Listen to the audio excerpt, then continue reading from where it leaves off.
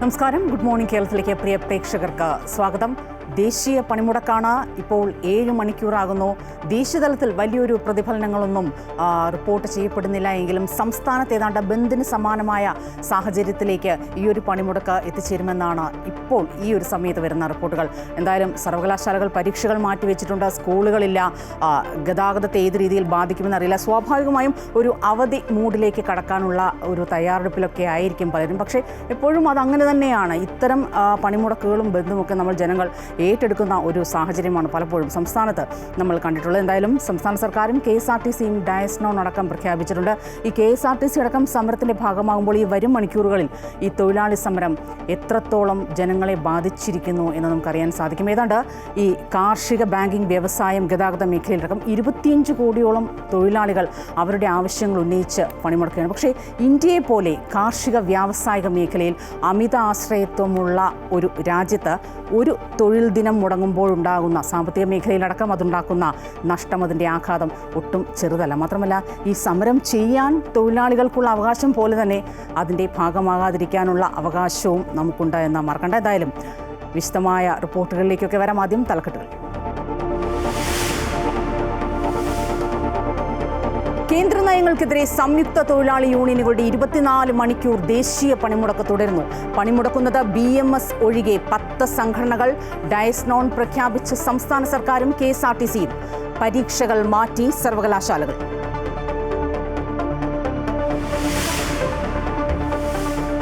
കേരള സർവകലാശാലയിൽ syndicate governor പോര് കടുക്കുന്നു. പദവിയിൽ തുടരരുത് എന്നാവശ്യപ്പെട്ട് KS അനിൽകുമാറിന് കത്ത് നൽകി. താൽക്കാലിക VC സിസ തോമസ് രജിസ്ട്രാറുടെ ഓഫീസ് ഉപയോഗിക്കരുതെന്നും താക്കീത്. VC മോഹനൻ കുന്നുമ്മൽ ഇന്ന് തിരിച്ചെത്തും. SFIക്കൊപ്പം പ്രതിഷേധം ശക്തമാക്കാൻ DYFI.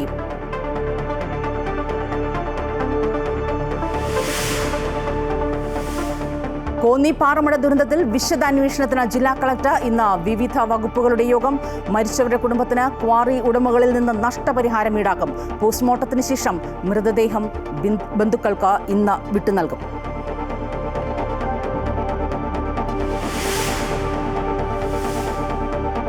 Janaki versus state of Kerala സിനിമയുടെ ഭാവി എന്തെന്ന് ഇന്നറിയാം. പ്രദർശനാനുമതി നിഷേധിച്ച സെൻസർ ബോർഡിന്റെ നടപടിക്കെതിരെ നിർമ്മാതാക്കൾ നൽകിയ ഹർജി ഇന്ന് ഹൈക്കോടതി പരിഗണിക്കും. സിനിമ കണ്ടതിനു ശേഷമുള്ള കോടതിയുടെ നിലപാട് നിർണായകം.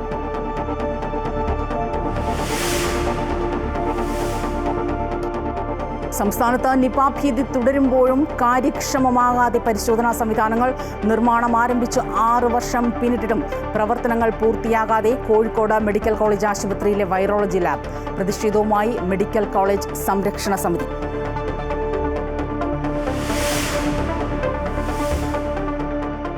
ഫിഫ ക്ലബ് ലോകകപ്പിൽ ചെൽസി ഫൈനലിൽ. ബ്രസീൽ ക്ലബ് ഫ്ലുമിനൻസിനെ പരാജയപ്പെടുത്തിയത് എതിരില്ലാത്ത 2 ഗോളുകൾക്ക്. ചെൽസിയുടെ എതിരാളികളെ ഇന്നറിയാം. റയൽ PSG സെമി രാത്രി 12:30 മുതൽ.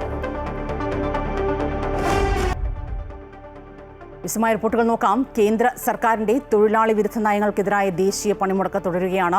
പൊതുമേഖലാ സ്വകാര്യവൽക്കരണം, തൊഴിലാളി വിരുദ്ധ ലേബർ കോഡുകളെ അടക്കം 17 ആവശ്യങ്ങൾ ഉയർത്തിയാണ് പണിമുടക്ക്. 10 തൊഴിലാളി സംഘടനകൾ ദേശീയ പണിമുടക്കിൻ്റെ ഭാഗമാകുന്നു. എല്ലാ സംഘടിത തൊഴിലാളികൾക്കും കരാർ തൊഴിലാളികൾക്കും സ്കീം വർക്കർമാർക്കും പ്രതിമാസം 26,000 രൂപ മിനിമം വേതനം ഉറപ്പാക്കുക. പൊതുമേഖലാ സംരംഭങ്ങൾ സ്വകാര്യവൽക്കരിക്കുന്ന നയത്തിൽ നിന്ന് സർക്കാർ പിൻവാങ്ങുക എന്നീ ആവശ്യങ്ങളാണ് തൊഴിലാളി സംഘടനകൾ മുന്നോട്ട് വയ്ക്കുന്നത്. അവശ്യ സർവീസുകളെ പണിമുടക്കിൽ നിന്ന് ഒഴിവാക്കിയിട്ടുണ്ട്.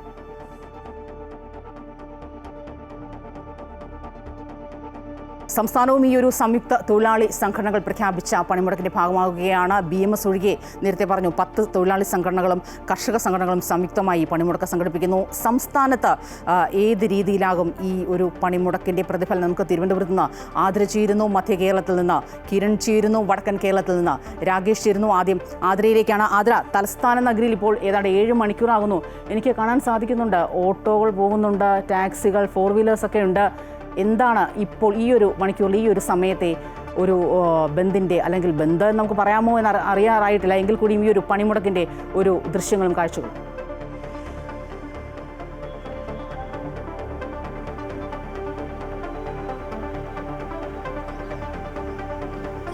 ദേശീയ പണിമുടക്ക് ഇപ്പോൾ 7 മണിക്കൂർ പിന്നിടുന്ന ഒരു ഘട്ടത്തിൽ ഞാനിപ്പോഴുള്ളത് Thiruvananthapuram Thampanoor railway station bus stand പരിസരത്താണ്. ഇവിടെ വലിയ രീതിയിൽ ഈ പണിമുടക്ക് ബാധിച്ചോ എന്നത് സംശയമാണ്. കാരണം ഈ റെയിൽവേ സ്റ്റേഷൻ പരിസരത്തുള്ള ടാക്സികളും ഓട്ടോകളും നിലവിൽ സർവീസ് നടത്തുന്നുണ്ട്. ഈ നെയ്യാറ്റിൻകര ഭാഗത്ത് 12ഓളം ബസ്സുകൾ സർവീസ് നടത്തുന്നുണ്ട്. തിരുവനന്തപുരത്ത് ബസ് സ്റ്റാൻഡിൽ ഇപ്പോൾ 1-2 ബസ്സുകൾ സർവീസ് നടത്തുന്നുണ്ട്. അതുകൊണ്ട് തന്നെ ജനജീവിതത്തെ വലിയ രീതിയിൽ ബാധിക്കുന്നു എന്ന കാര്യം ഇവിടെ തിരുവനന്തപുരം നഗരത്തെ സംബന്ധിച്ചിടത്തോളം സംശയമാണ്. ആളുകൾ എത്തുന്നുണ്ട്. വലിയ രീതിയിൽ തിരുവനന്തപുരത്ത് ഒരു തലസ്ഥാന നഗരത്ത് സാധാരണ കാണുന്ന തിരക്കിൻ്റെ അത്രയും ഇല്ലെങ്കിലും രാവിലെയാണ് ഈ സമരത്തിൻ്റെ പണിമുടക്കിൻ്റെയൊക്കെ ഒരു തുടക്കമാകുന്നതേയുള്ളൂ. ആളുകൾ എത്തിത്തുടങ്ങുന്നു. ഈ ദൂരയാത്ര ചെയ്തു വരുന്ന ആളുകളുണ്ട്. ഇവരുടെയൊക്കെ തന്നെ ഒരു ബുദ്ധിമുട്ടുണ്ടാകുന്ന തരത്തിൽ കാര്യങ്ങൾ ഇതുവരെ മാറിയിട്ടില്ല. കാരണം ബസ്സുകളും ടാക്സികളും സ്വകാര്യ വാഹനങ്ങളും ഉൾപ്പെടെ സർവീസ് നടത്തുന്ന ഒരു ഘട്ടമാണ്. പക്ഷേ ഈ ബസ്സുകൾ ഉൾപ്പെടെ സർവീസ് നടത്തിക്കഴിഞ്ഞാൽ തടയാനായി ഈ CIT ഉൾപ്പെടെയുള്ള സംഘടനകളും തയ്യാറാണ്. പക്ഷേ വലിയ രീതിയിലുള്ള ഒരു പോലീസ് സുരക്ഷയും ഇവിടെ ഒരുക്കിയിട്ടുണ്ട്. ഇത്തരത്തിൽ ഈ ഒരു പണിമുടക്ക് തിരുവനന്തപുരം നഗരത്തെ സംബന്ധിച്ചിടത്തോളം, ഇവിടെ ആളുകളെ സംബന്ധിച്ചിടത്തോളം വലിയ രീതിയിൽ കാര്യമായ രീതിയിൽ ബാധിച്ചു എന്ന് നമുക്ക് പറയാൻ സാധിക്കില്ല. കാരണം ആളുകൾ സാധാരണ ഒരു ജീവിതം തന്നെയാണ് ഇപ്പോഴും തുടരുന്നത്. പക്ഷേ വരും മണിക്കൂറുകളിൽ ഒരുപക്ഷേ KSRTC സർവീസ് എന്തെങ്കിലും നടത്തുന്നുണ്ടോ?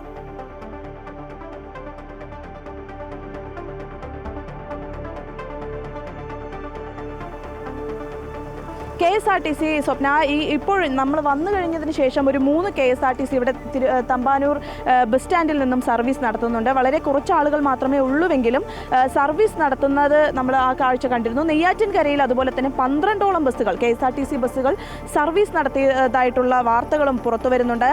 ഈ ബസ് തൊഴിലാളികൾ വലിയ രീതിയിൽ ഇതിനോട് സഹകരിക്കുന്നില്ല. ഈ തിരുവനന്തപുരം KSRTC സ്റ്റാൻഡിലെ ജീവനക്കാരെല്ലാം തന്നെ KSRTC സ്റ്റാൻഡിൽ എത്തിയിട്ടുണ്ട്. പക്ഷേ ഈ സ്റ്റാൻഡിൽ തടയാനായി CITU പ്രവർത്തകരും ഈ ബസ് സ്റ്റോപ്പുകളിൽ നിലയുറപ്പിച്ചിട്ടുണ്ട് എന്നാണ് നിലവിലെ ഒരു സാഹചര്യത്തിൽ നമുക്ക് പറയാൻ സാധിക്കുക. പക്ഷേ നിലവിലൊരു 3 ബസ്സോളം സർവീസ് നടത്തിയിരുന്നു. യാതൊരു പ്രശ്നങ്ങളും ഇല്ലാത്തതിനെ യാതൊരു തടസ്സവും കൂടാതെ 3ഓളം ബസ്സുകൾ സർവീസ് നടത്തിയിരുന്നു. നമുക്കറിയാം ഈ തിരുവനന്തപുരം പോലെയുള്ള ഒരു നഗരമാണ്. ഈ പറഞ്ഞതുപോലെ സർക്കാർ ജീവനക്കാരൊക്കെ കൂടുതലുള്ള സ്ഥലമാണ്. മെഡിക്കൽ കോളേജിലേക്കും RCCയിലേക്കും ഒക്കെ നിരവധി രോഗികളടക്കം വരുന്ന ഒരു സമയവും സാഹചര്യവും ഒക്കെയാണ്. ഒരുപക്ഷെ അതൊന്നും മാറ്റിവെക്കാൻ പറ്റാത്ത കാര്യങ്ങളുമാണ്. ഒരു പകരം സംവിധാനം എന്നടക്കം എനിക്ക് ആ ദൃശ്യങ്ങൾ കാണാൻ സാധിക്കുന്നുണ്ട്. പോലീസ് ബസ്സുകളടക്കം ഈ പകരം സംവിധാനം ആളുകളെ കൃത്യമായി എത്തിക്കുന്നത് ഇതൊക്കെ സുഗമമായി നടക്കുന്നുണ്ട്.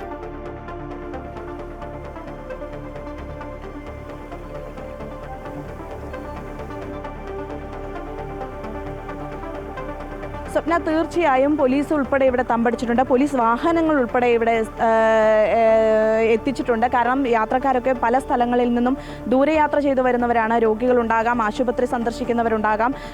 അത്തരത്തിൽ പല രീതിയിലുള്ള വരുന്ന യാത്രക്കാരാണുള്ളത്. സ്ത്രീകളും കുട്ടികളും ഉൾപ്പെടെയുള്ള യാത്രക്കാരുണ്ട്. അവർക്കൊന്നും യാതൊരു തരത്തിലുള്ള ബുദ്ധിമുട്ടും കൂടാതെ യാത്ര ചെയ്യാൻ സാധിക്കണം.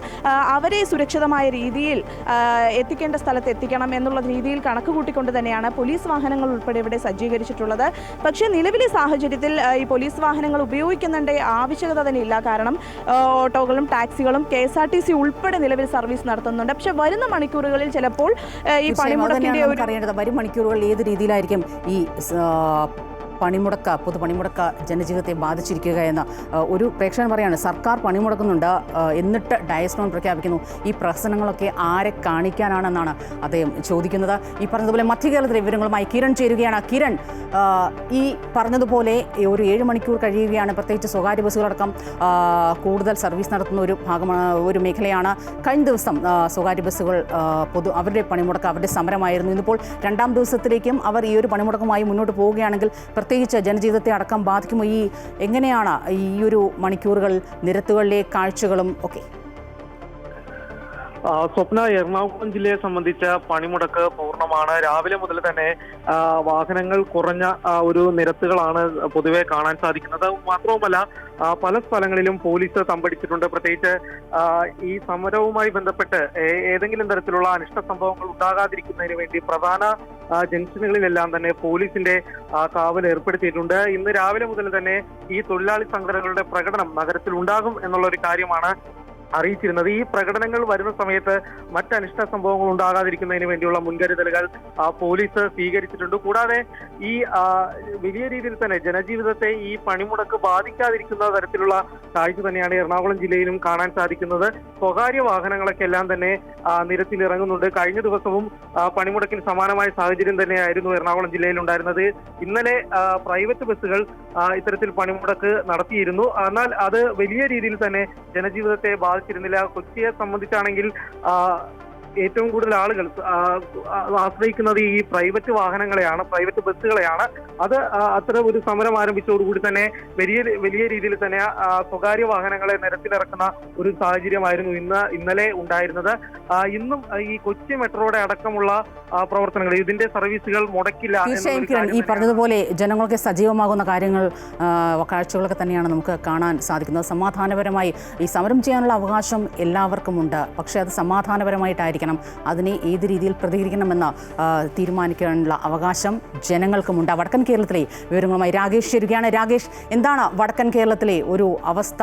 രാവിലെ രാകേഷിൻ്റെ ബാക്കിൽ ഈ സൂചിപ്പിച്ചതുപോലെ വിജനമായ റോഡുകളൊക്കെയാണ് നമുക്ക് കാണാൻ സാധിക്കുന്നത്. 2 വീലേഴ്സ് പോകുന്നുണ്ട്, ഒറ്റയും തെറ്റിയും ഒക്കെ ആയിട്ട്. എങ്ങനെയാണ് ജനങ്ങളുടെയൊക്കെ ഒരു പ്രതികരണം ഇപ്പോൾ?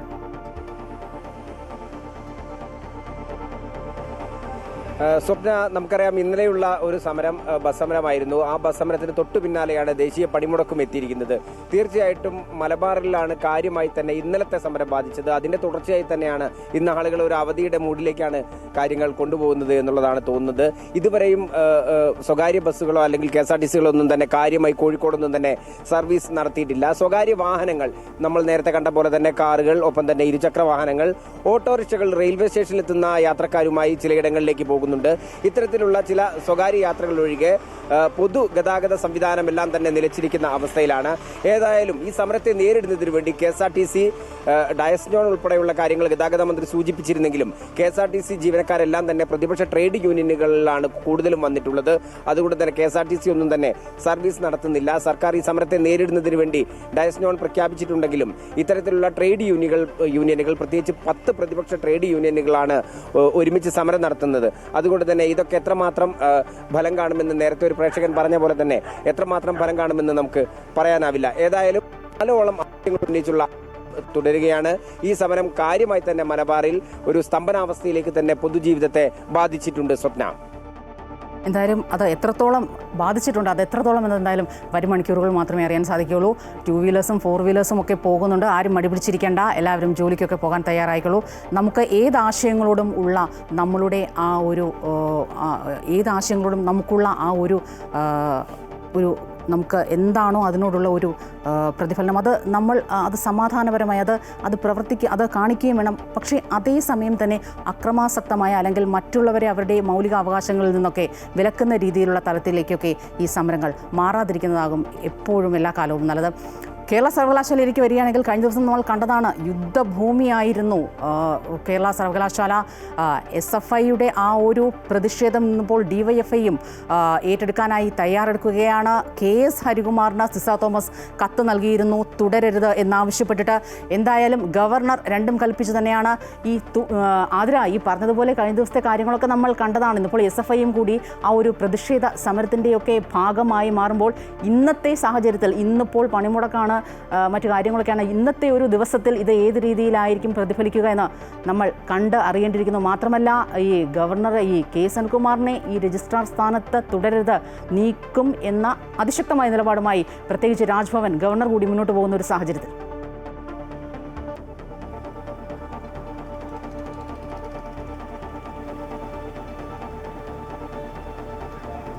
സ്വപ്ന, ഈ കേരള സർവകലാശാലയിലെ പോര് അടുത്തൊന്നും അയ്യുന്നൊരു മട്ടില്ല. കാരണം അത്തരത്തിലുള്ള വാർത്തകളാണ് പുറത്തു വരുന്നത്.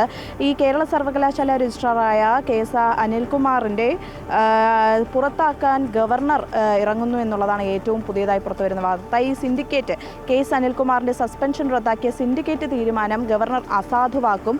കാരണം കഴിഞ്ഞ ദിവസമായിരുന്നു ഈ ജോയിന്റ് രജിസ്ട്രാറായ P ഹരികുമാറിനെതിരെയും നടപടി ഉണ്ടാകുമെന്നാണ് അറിയാൻ സാധിക്കുന്നത്. ഹരികുമാറിനെതിരെ വൈസ് ചാൻസലർ ചാൻസലർ നടപടിയെടുക്കാനുള്ള സാധ്യതയുമുണ്ട്.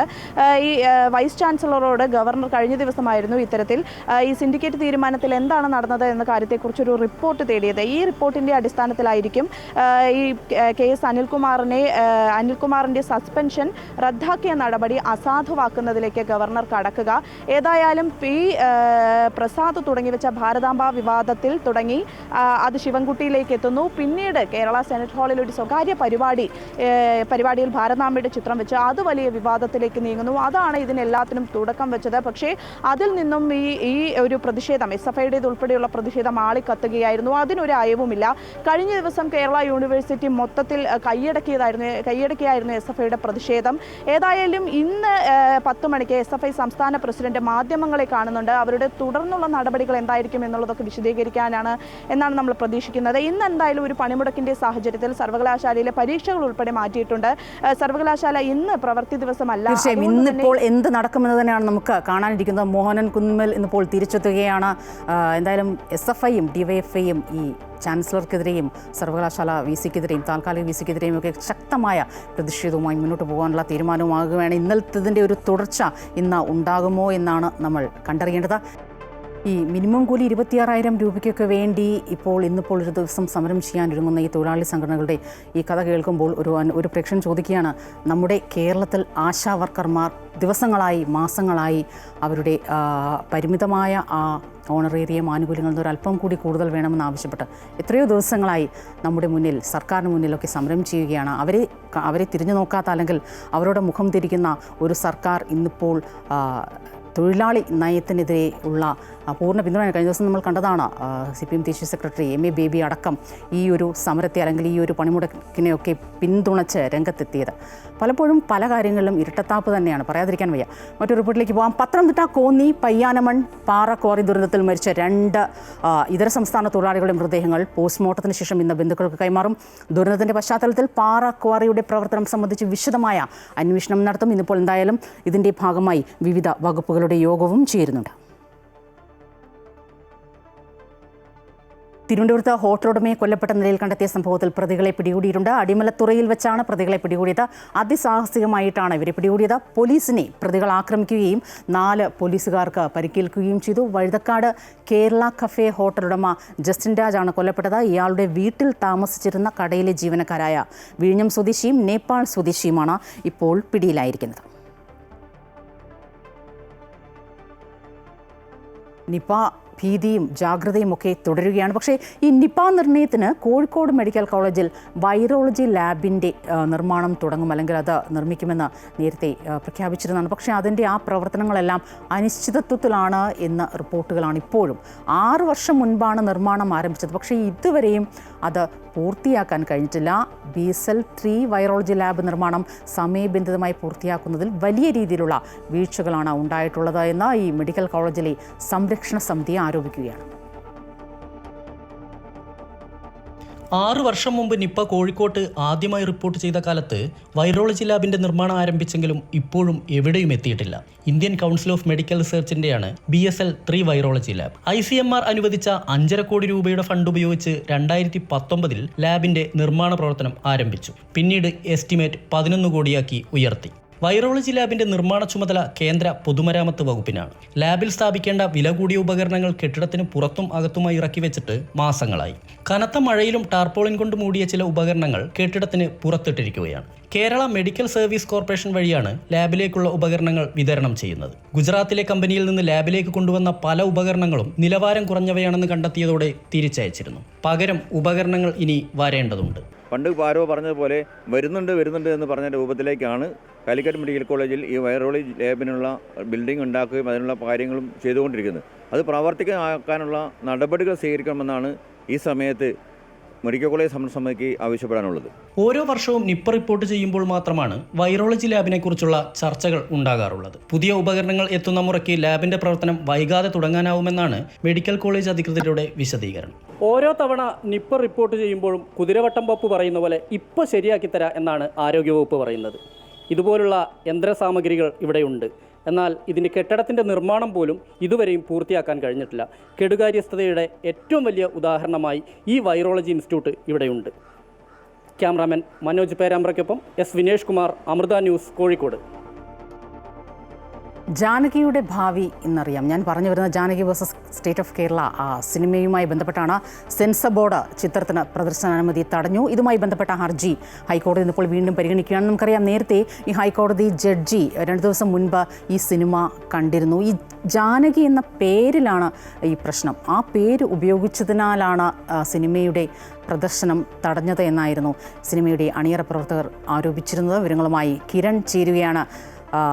കിരൺ, ഒരു പേരിൽ എന്തിരിക്കുന്നു എന്നൊക്കെ പലപ്പോഴും പലരും ചോദിക്കാറുണ്ട്. പക്ഷേ പേരിൽ എന്തൊക്കെയോ ഉണ്ട്. പ്രത്യേകിച്ച് Janaki versus state of Kerala എന്ന സിനിമയിലേക്ക് എത്തുമ്പോൾ കഴിഞ്ഞ ദിവസം ഈ ജഡ്ജി ഈ സിനിമ കണ്ടിരുന്നു. ഇന്നിപ്പോൾ അത് സംബന്ധിച്ച ഇതിൻ്റെ പ്രദർശനാനുമതി സംബന്ധിച്ച ഒരു വിധി ഇന്നിപ്പോൾ ഉണ്ടാകുമല്ലോ അല്ലേ?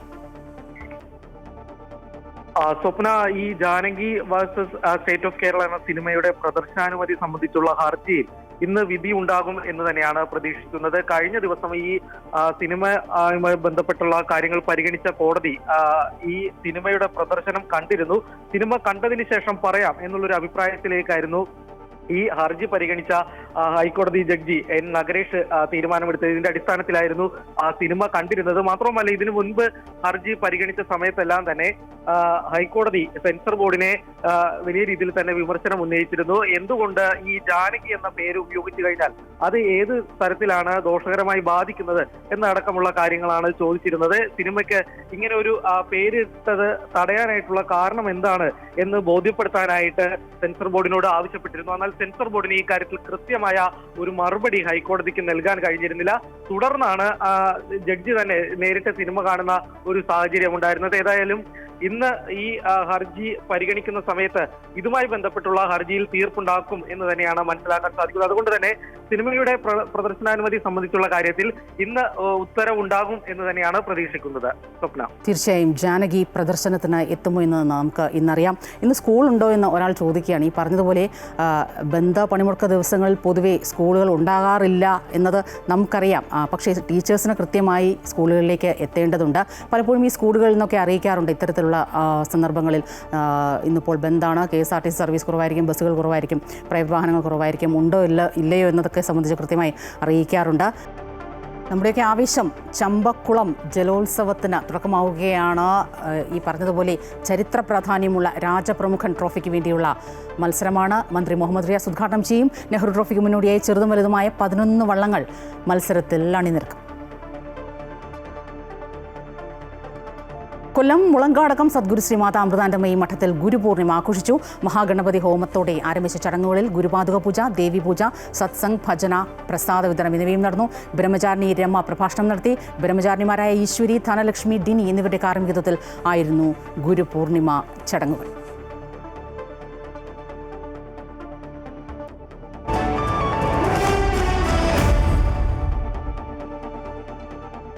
വിപണിവിലയിരുത്തലുമായി ജിയോജിത് ഫിനാൻഷ്യൽ സർവീസസിലെ സീനിയർ ഇൻവെസ്റ്റ്മെന്റ് സ്ട്രാറ്റജിസ്റ്റും ജനറൽ മാനേജറുമായ കെ ദിലീപ് ചേർന്നു. ഗുഡ് മോർണിംഗ് കേരളത്തോടൊപ്പം ശ്രീ ദിലീപ്, സ്വാഗതം. ഗുഡ് മോർണിംഗ് കേരളത്തിലേക്ക്. എങ്ങനെയാകും ഇന്ന് വിപണിയിലെ നീക്കങ്ങൾ? ഇന്നലത്തേതിൽ നിന്നും മാറ്റമില്ലാതെയായിരിക്കും ഇന്ന് വ്യാപാരം തുടങ്ങുക. എങ്കിലും വളരെ ഉയർന്ന തോതിലുള്ള കയറ്റിറക്കങ്ങൾ പ്രതീക്ഷിക്കുന്നുണ്ട്. കഴിഞ്ഞ ദിവസങ്ങളിലെല്ലാം വിപണിയിൽ ഒരു ക്രമപ്പെടലിൻ്റെ ഒരു സൂചനയായിരുന്നു കണ്ടിരുന്നത്. എങ്കിലും ഇന്നലെ വിപണി നേട്ടത്തിൽ അവസാനിക്കുകയും ചെയ്തു. ആഗോള സാഹചര്യങ്ങളും വിദേശ നിക്ഷേപ സ്ഥാപനങ്ങളുടെ നിലപാടുകളും ഒരു പരിധിവരെ വിപണിയുടെ നീക്കത്തിൽ നിർണായകമാണ്. കഴിഞ്ഞ ദിവസങ്ങളിൽ വിദേശ നിക്ഷേപ സ്ഥാപനങ്ങളും ആഭ്യന്തര നിക്ഷേപ സ്ഥാപനങ്ങളും വിപണിയിൽ അറ്റ നിക്ഷേപത്തിലായിരുന്നു. വരും ദിവസങ്ങളിലും അവരുടെ നിലപാടുകൾ വിപണിയുടെ മുന്നോട്ടുള്ള നീക്കത്തിൽ നിർണായകമായിരിക്കും. ആഗോള സാഹചര്യങ്ങൾ തികച്ചും അനുകൂലം തന്നെയാണ്. ഒപ്പം തന്നെ ആഭ്യന്തര തലത്തിൽ ഇനി വിപണിയെ സ്വാധീനിക്കാൻ പോകുന്ന പ്രധാനപ്പെട്ട ഘടകം കമ്പനികളുടെ പ്രവർത്തന ഫലങ്ങൾ തന്നെയായിരിക്കും. കഴിഞ്ഞ സാമ്പത്തിക വർഷത്തിലെ 4ാം പാദത്തിലെ പ്രവർത്തന ഫലങ്ങൾ പ്രതീക്ഷയേക്കാട്ടിൽ മികച്ചതായിരുന്നു.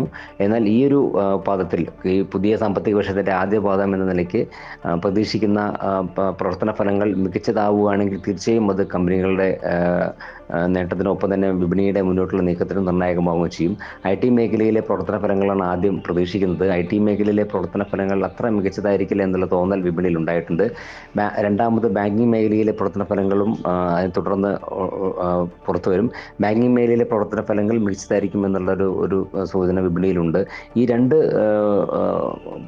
മേഖലകളുടെയും പ്രവർത്തന ഫലങ്ങൾ ഒരുപക്ഷെ വിപണിയുടെ ഏതാണ്ട് 50% വിപണി മൂല്യത്തിൻ്റെ 50% വരുന്ന ഈ 2 മേഖലകളുടെയും പ്രവർത്തന ഫലങ്ങളായിരിക്കും ഒരു പരിധിവരെ മൊത്തത്തിൽ വിപണിയുടെ മുന്നോട്ടുള്ള നീക്കത്തിൽ നിർണായകമാവുക.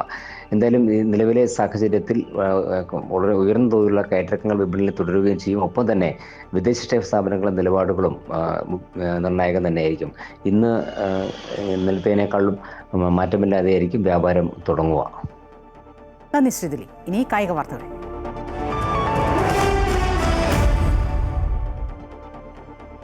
വാശിയേറിയ പോരാട്ടങ്ങൾക്കും അട്ടിമറികൾക്കും ഒടുവിൽ ക്ലബ് ലോകകപ്പ് കലാശക്കൊട്ടിലേക്ക്. ഫിഫ ലോകകപ്പിന്റെ ആദ്യ ഫൈനലിസ്റ്റായി ചെൽസി. ആദ്യ സെമി ഫൈനൽ ബ്രസീലിയൻ ക്ലബ് ഫ്ലൂമിനൻസിനെ പരാജയപ്പെടുത്തിയാണ് ചെൽസിയുടെ മുന്നേറ്റം. എതിരില്ലാത്ത 2 ഗോളുകൾക്കായിരുന്നു ചെൽസിയുടെ ജയം. ജിയോ പെഡ്രോയാണ് ചെൽസിയുടെ 2 ഗോളുകളും നേടിയത്. ഇന്ന് നടക്കുന്ന 2ാം സെമിയിൽ PSG റയൽ മാഡ്രിഡിനെ നേരിടും. ഇന്ത്യൻ സമയം അർദ്ധരാത്രി 12:30 മുതലാണ് മത്സരം. ജൂലൈ 14-നാണ് ഫൈനൽ. എല്ലാവർക്കും ഒരിക്കൽ കൂടി നല്ലൊരു ദിവസം ആശംസിക്കുകയാണ്. ഗുഡ് മോർണിംഗ് കേരളം ഇവിടെ പൂർണ്ണമാകുന്നു. കൂടുതൽ വാർത്തകൾ അമൃത ന്യൂസ് യൂട്യൂബ് ചാനലിൽ തുടരും. നമസ്കാരം.